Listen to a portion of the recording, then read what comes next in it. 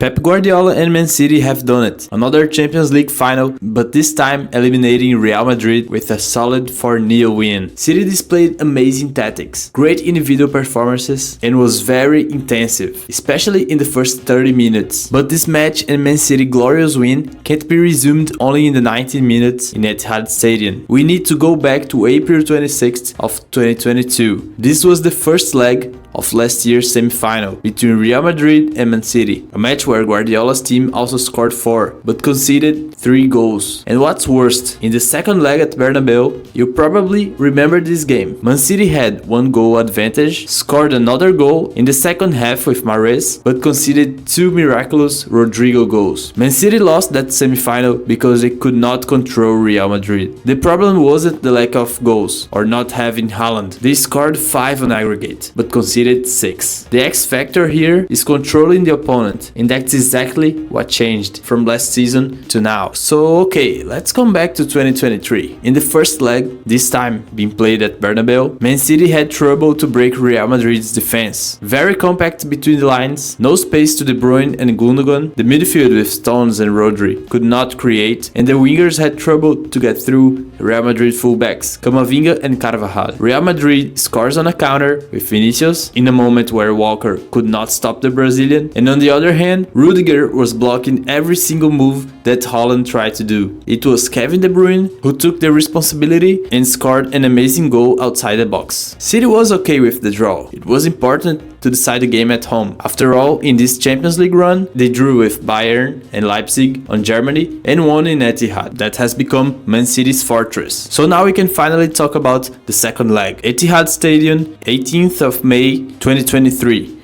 One of the greatest moments in Man City's history. But let's leave the poetical talk for later. Both teams were slightly different in the second leg. Madrid kept the same approach with a 4-2-3-1 defensive shape that first tries to block Stones and Rodri, City's central midfielders, and then, when City approaches, turns into a 5-players defense with Valverde or Kroos as a third center back. Very compact lines. The only difference was Militão took Rudiger's place. Well, in general, not a big difference. This tactic worked in the first leg. So what happened now? Talking about morale, City was very in shape this time, showing a hunger to not only beat Real Madrid, but not letting them play. In a few words, City players were on fire. The defense was winning every duel. The wingers dribbling with ease and the midfield occupying the right spaces with the right movements, but there was a tactic structure behind all this that let the team shine. This season, City has been using this form in the build-up, with a back 3, a double pivot with Stones and Rodri, Stones being a key player,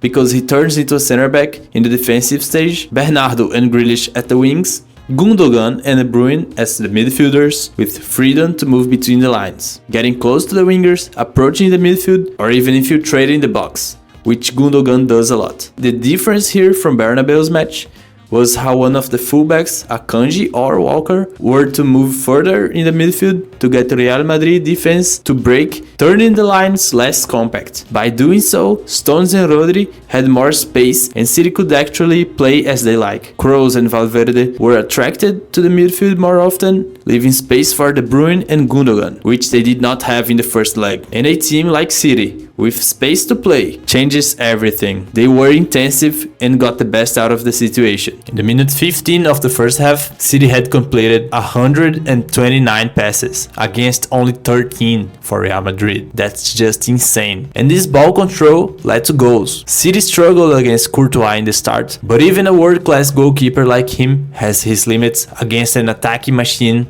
like City. The English side could occupy the wings. In the right, Walker, Bernardo and De Bruyne, which led to their first goal. Bernardo could get away from Camavinga and was the man of the match. The second goal was from the left wing. De Bruyne and Grealish were close. Carvajal can't press the Englishman and Gundogan infiltrates the box. Again, 3 City players in a tight space. The ball goes to Bernardo and he scores again, this time with a header. City was just a better team overall and Madrid was not on their day. Ancelotti lacked options. Maybe he could have started with a 4-4-2 just like last season with an extra midfielder, Valverde on the right and Rodrigo on the bench, but he actually tried to keep the most most used system by the team this season. When Madrid had a chance to counter, they were not efficient. City's defense was on point. Haaland didn't even need to score. 2 goals from Bernardo, and in the second half, Akanji made it 3-0, and Julian Alvarez, who came from the bench and with 1 minute in the pitch, scored. This guy is very special. 4-0 and City is in the final. Now, let's choose the best player in the semi-final. For me, it's gotta be Kevin De Bruyne, with a clutch goal in the first match and an assist to Bernardo in the first goal of the second leg. Clutch player. On a side note, Bernardo has now scored some of the most important goals for the team this season against Bayern and Real Madrid. All of this amidst the rumors that he could leave the club by the end of the season. Another key player was Walker, who managed to stop Vinicius in many occasions. City has such a good squad. Even the subs, Mahrez, Foden and Alvarez are top players that could play for any European side. Props for Pep Guardiola for taking City into another level this season. City are now on top of the league in the FA Cup final and will play their second Champions League final. This time wishing for a better ending. Inter won't be an easy game though, as they are really well trained and with great players. But yeah, City will be the favorites. If you like Champions League analysis, make sure to like this video, follow Soccer Perspective and leave your comment. Do you think that Man City will be the next Champions League champion?